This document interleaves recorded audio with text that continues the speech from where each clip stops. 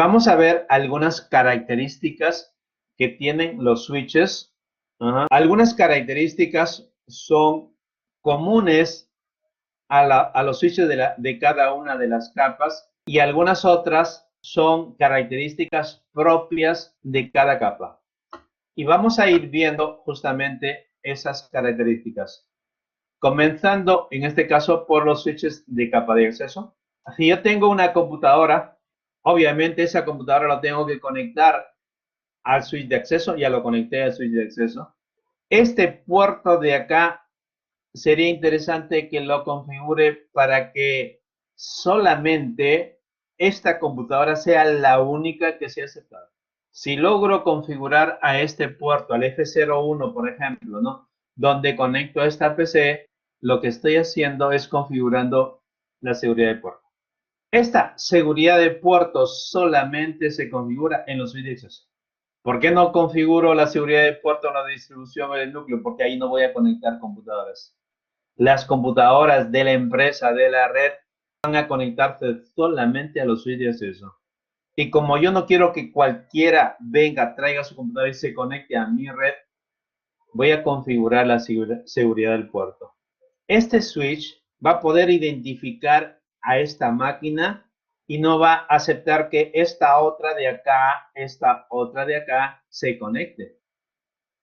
Le he puesto la misma dirección IP para que no haya problema, pero, y ahí me gustaría que me ayuden, ¿de qué manera el switch puede decir, no, la única que ingresa es esta, tú no tienes ese mismo parámetro? Efectivamente, el parámetro, la pregunta iba por lo de parámetro, el parámetro que tiene cada una de las PCs es la dirección MAC. O sea, cuando configure, y ahí entro con lo de Joel, la seguridad del puerto, justamente en este caso, cada computadora obviamente tiene su dirección MAC y al configurar la seguridad del puerto va a reconocer la MAC. Solamente, digamos, la MAC de esta computadora va a ser aceptada. La otra, digo, no, solamente una sola, o dos o tres, eso ya será como parte de la seguridad. ¿Qué comando debería poner en este puerto para configurar la seguridad? ¿Cuál es el comando? A ver si nos acordamos. ¿Cuál es el comando que debo escribir? Digamos, interface F01 Enter.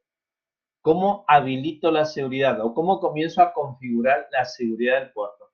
Switch port por security. Muy bien. Entonces, cuando ponga switch port por security, ya estoy configurando la seguridad efectivamente del puerto.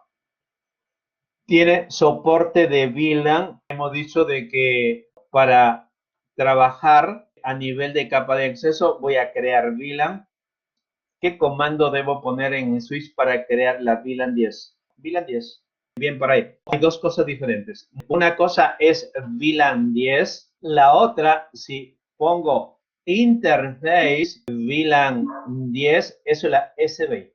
Esta es una SBI. Esta es una interfase virtual del switch para ponerle una IP.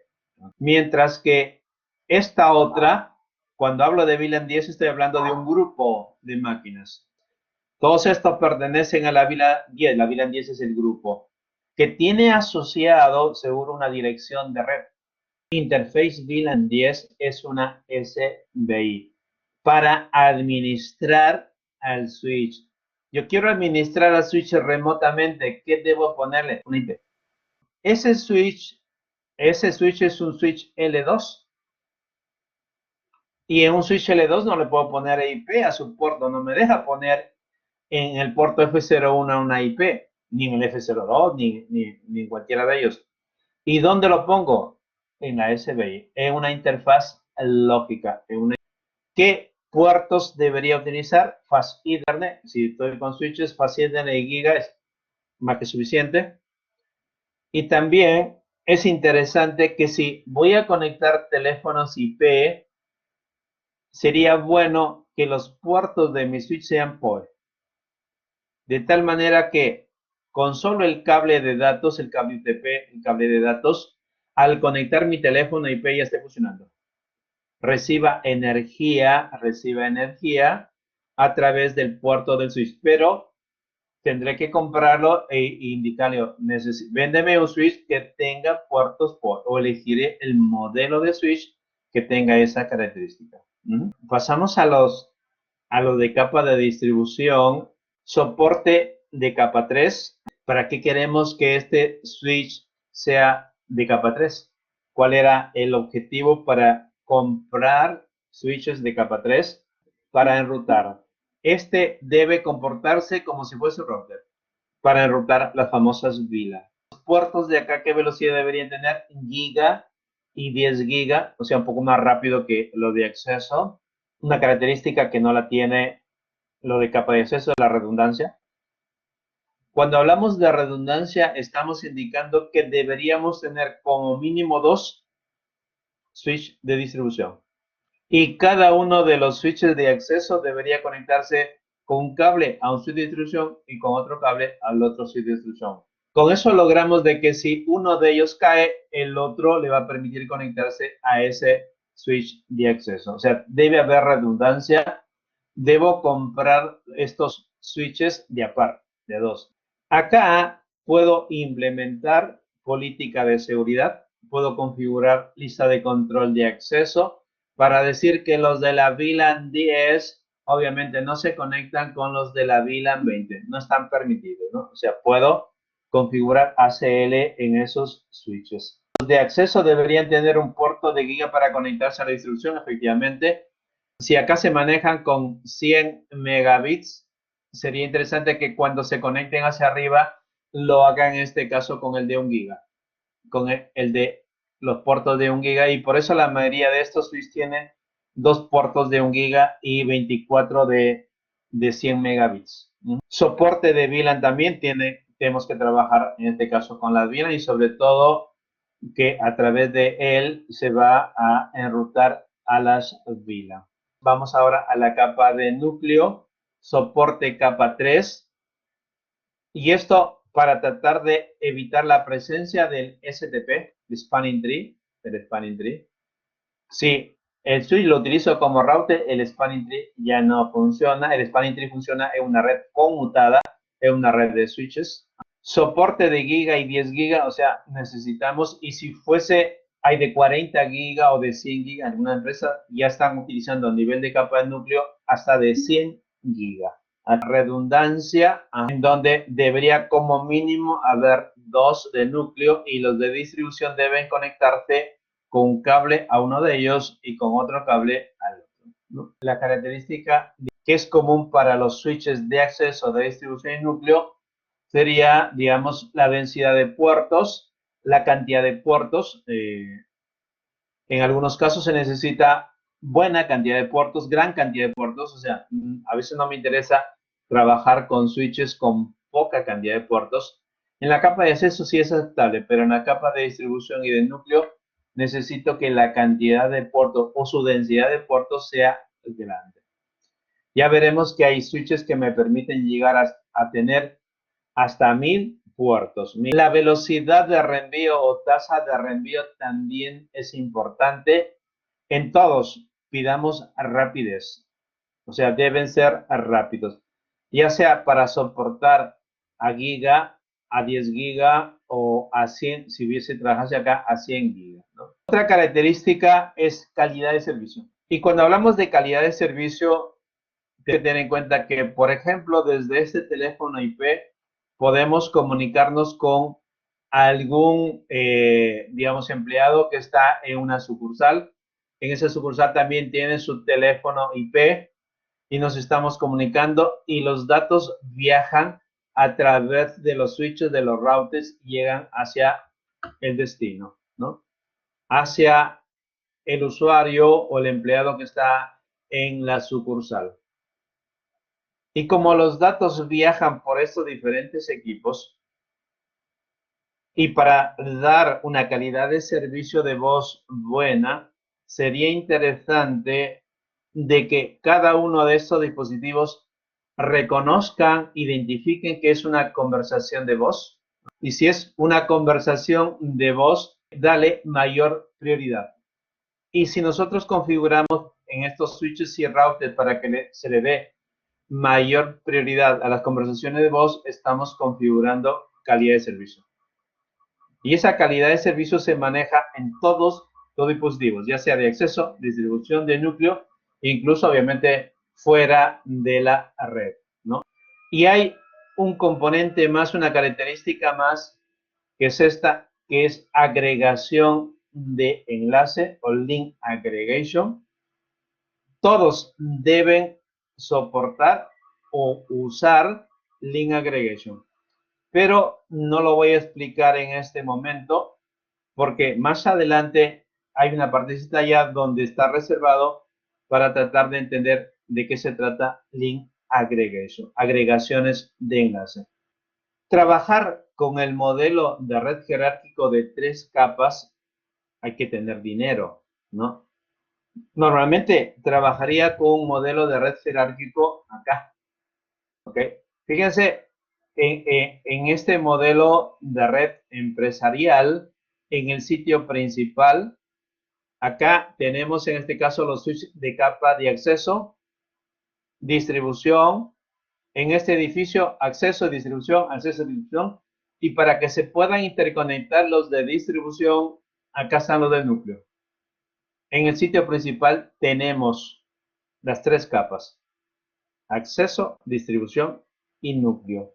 Y a través de la capa de núcleo se están interconectando los switches de distribución que están en diferentes edificios de este campus, de esta empresa, del local de la empresa. Si mi red es pequeña, no es tan grande como esta, capaz que se limita solamente en un edificio, bueno, allí, para una empresa que está limitado de edificio, ya no voy a utilizar el modelo de 3 capas, sino un modelo más pequeño de núcleo contraído, donde voy a comprar los switches de capa 3 para que hagan el papel de distribución y de núcleo. O sea, en el modelo de red de núcleo contraído tendremos capa de acceso y capa de núcleo o capa de distribución. Ambas, núcleo y distribución, obviamente en algunas sucursales solamente estoy trabajando con 2 capas. Diseño para escalabilidad, para soportar a una red grande, media o pequeña. El diseñador de red debe desarrollar una estrategia para permitir que la red siempre esté disponible. Siempre deberíamos estar conectándonos a Internet o a través de Internet conectarnos a la red de la empresa. ¿Sí? Y además, no solamente disponibilidad, sino que sea escalable, o sea, que pueda crecer de manera efectiva. Y es interesante en el diseño de escalabilidad, digamos, para que crezca mi red sin ningún problema, sin afectar el rendimiento del resto de la red, utilizar, y acá está estrategias del diseño, utilizar equipos modulares. Cuando hablo de equipo modular estoy hablando, en este caso, por ejemplo, de estos switches, donde cuando quiero más puertos simplemente me compro esas tarjetas, estos módulos y los agrego. Así de esa manera mi switch puede ir aumentando la cantidad de puertos que se necesitan. Pero cuando agregue los módulos no debe afectar obviamente al rendimiento de la red. También para la escalabilidad sería interesante que agreguemos direcciones o haber establecido el direccionamiento tanto en IPv4 como en IPv6 de manera jerárquica. O sea, ya hemos reservado direcciones para que cuando se agreguen más computadoras ya no tengamos que modificar el direccionamiento de toda la red, sino hay direcciones disponibles para cada una de las computadoras que se van agregando, ¿no? Sería interesante que los switches sean multicapa o de capa 3 para limitar las difusiones, ¿no? O sea, para segmentar la red o limitar, obviamente, las difusiones. O si están en la capa núcleo, para evitar el famoso spanning. En el diseño de escalabilidad, dice, los requisitos de diseño de la red más avanzado incluyen enlaces redundantes. Cuando veamos nuestra red, no se conecta un dispositivo con un solo cable, sino utilizan 2 enlaces redundantes. Se implementa agregación de enlace o link aggregation. Más adelantito hablaremos qué es link aggregation. Cuando queramos que nuestra red sea escalable, tendría que utilizar un protocolo de enrutamiento que sea escalable. Y ahí está el que vamos a aprender en este curso, que es OSPF, en donde se trabaja con múltiples áreas. Ya veremos también en su momento. Hay una sesión donde veremos cómo se hacen esas configuraciones. Y también nos recomiendan de que la implementación permita las conexiones inalámbricas, conectividad inalámbrica. Ya es una característica que no solamente está en las empresas, sino hasta en nuestras propias casas, que a través de los access point podemos estar conectados, digamos, con nuestros equipos móviles. Esos requisitos de diseño vamos a verlos.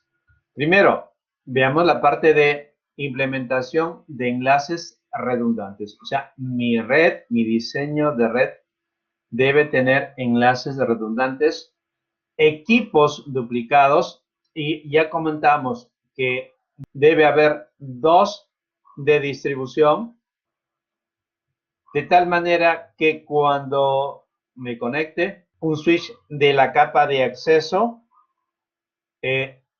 los conecte así, de esta manera.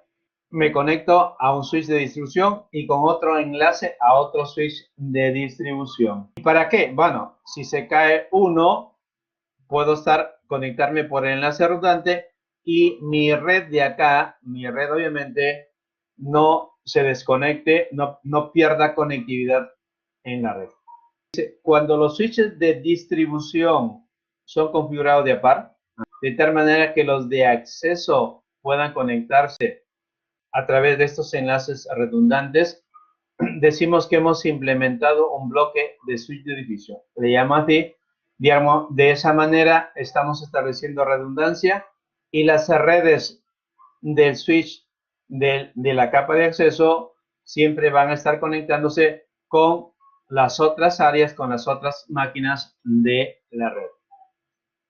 Pero cuando nosotros implementamos redundancia y ponemos varios cables, puede generarse bucles o enlaces a través de estos enlaces redundantes, bucles de capa 2, donde las tramas van a poder dar vueltas y vueltas, y para poder evitarlos, la alternativa sería abrir el enlace para que desaparezcan esos bucles. Para evitar eso, ya habíamos comentado que se ha creado un protocolo que se llama Spanning Tree, el STP, que evita estos loops, ¿no? Que también en su momento lo aprenderemos. Desde ahora, como ese protocolo actúa bloqueando los enlaces, sería interesante que nosotros aprendamos a decir, y eso lo vamos a lograr cuando estudiemos SDP. No dejar que, por ejemplo, bloquee acá, que es el backbone, sino en los ejercicios yo voy a decir, yo quiero que bloquee acá, yo quiero que bloquee acá. Yo les voy a pedir, quiero que el bloqueo sea este y no este otro. Capaz que el spanning tree bloquee ese de acá. No, digo, esa es la ruta normal, ese no debe ser ruta. Bloquealo acá, este enlace redundante. Entonces, cuando nosotros aprendamos a manejar el STP, estos para evitar los bucles de capa 2, nosotros ya podríamos hacer cambios sobre el protocolo Spanning Tree y bloquear los enlaces que nos conviene a nosotros. Y no dejar que cualquiera sea, digamos, abierto, porque puede hacer que justamente los enlaces de alta velocidad sean los bloqueados y obviamente el rendimiento o la velocidad de mi red va a bajar. Hay que reducir los dominios de fallas. Los dominios de falla deberían ser los más pequeños posibles. Y cuando hablamos de dominio de fallas, digamos, es el área de red que se ve afectada cuando un dispositivo falla. Por ejemplo, falló este switch. Bueno, todas este par de computadoras, el grupo de computadoras, estas son las que han fallado. Estas ya no van a poder comunicarse. Falló este switch. Ahora, todas estas máquinas de acá ya no pueden comunicarse. Este es el dominio de fallas. Este es el dominio de fallas. Falló este router. Todas estas ya no van a poder conectarse a internet. Y lo interesante es que en el modelo de red nosotros analicemos esto, tengamos en cuenta que cuando se malogre un dispositivo, el dominio de fallas, el área que se ve afectada, sea lo más pequeño posible. En algún lugar, en este caso, donde haya solamente poquitas máquinas, donde ya no tenemos otra alternativa. ¿Y cómo logro reducir ese dominio de falla? Obviamente usando enlaces redundantes, equipos redundantes, duplicando los equipos, como hemos visto en el modelo de red jerárquico. Vamos a ver lo que es agregación de enlace o link aggregation. Vimos que en el modelo de red jerárquico, donde tenemos capa de acceso, distribución y núcleo, se usa lo que es link aggregation. Fíjense en este switch de acá. En este switch voy a suponer que tengo, en este caso, 4 máquinas conectadas acá. Y los puertos de cada una de estas, para hacerlo más sencillo, son de 1 giga. Uno representa a 1 giga. Y con otro puerto de 1 giga me estoy conectando al switch de distribución. Y con otro puerto de 1 giga me estoy conectando al otro switch de distribución. Por acá, de pronto tengo a un servidor. Acá en la capa de núcleo tengo el servidor. En la pista de alta velocidad tengo el equipo acá rápido. Y que todas las máquinas que están acá a nivel de capa de acceso se conectan obviamente al servidor solicitándole el servicio. La pregunta es, si acá tengo 4 computadoras, cada una de ellas conectadas a un puerto de 1 giga, y las 4 simultáneamente se conectan al servidor para bajar datos, la pregunta, ¿a qué velocidad se conectan cada una de estas máquinas? Si las 4 están bajando simultáneamente información de este servidor, ¿cuál es la velocidad o cuántos bits por segundo están bajando del servidor? En este caso, no va a ser 1 giga, sino 250 megabits, la cuarta parte. Y si es la cuarta parte, si no es 1 giga, sino 250 megabits, este modelo no me sirve. Esto es como un cuello de botella. Estoy comprando switches muy rápidos y todo lo demás, y ahora al final me dicen de que para acceder al servidor, estos gigas que compro no me sirven, porque solamente puedo utilizar 250. Y si acá tengo 8 máquinas, no tengo 250, sino 125. O sea, cada vez se reduce más mientras más máquinas tenga en la capa de acceso. Eso es lo que diseñaron en este momentito. Dice, cuando tenemos un modelo de red jerárquico, el switch de acceso a distribución no lo conectes con un solo cable. Usa varios cables. De manera de ejemplo, estos 4 enlaces que está conectando al switch de acceso de distribución, hazlo que trabajen como si fuese uno solo. Que si los enlaces de cada uno de ellos es de 1 giga, los 4 ahora van a ser reemplazados por un cable lógico, ya no de 1 giga, sino de 4 gigas. Y a esto de lograr interconectar los switches juntando enlaces o tratando de sumar los anchos de banda de cada uno de ellos, a eso se llama link aggregation o agregación de enlace. En el caso de Cisco se llama Ether Channel. Ether Channel es una forma de agregación de enlace. ¿Y para qué se usa Ether Channel? Para lograr aumentar el ancho de banda. El ancho de banda lo voy a aumentar entre switches de acceso a distribución, distribución a núcleo y núcleo a núcleo. Acá necesito el backbone. ¿Y cómo logro el backbone? Poniendo varios cables. Puedo juntar 8 cables, ya tengo ahí 8 gigas. Y si cada uno de estos enlaces de giga, ya tengo 80 gigas. ¿Y qué estoy utilizando acá? Ether Channel o Link Aggregation. Dentro de las características que vimos de los switches, dijimos que los switches de acceso, de distribución y de núcleo usan Link Aggregation o agregación de enlaces.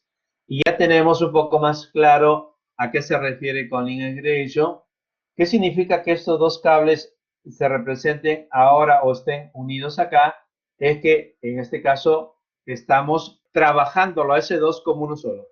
¿Y cómo he logrado que los dos trabajen como uno solo? Con Either Channel o Link Aggregation. Esto de link Aggregation es independiente del medio. Si tienes switches, obviamente, con puertos de fibra óptica, ¿no? Y cuando las conexiones son cerca, no te conviene tener switches con puertos de fibra óptica, porque la fibra óptica, para aprovecharlo, hay que aprovecharlo a distancias grandes.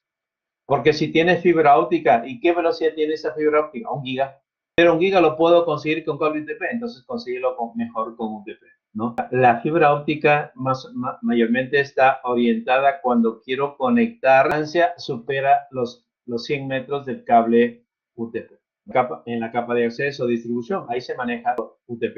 Ya en la capa de núcleo, ahí sí estoy utilizando fibra óptica. Ahí, cuando utilices de 100 gigas, ahí bueno, ahí sí, acá estará 100 gigas y 8 cables, ya tendrías 800 gigas de ancho de banda en el backbone.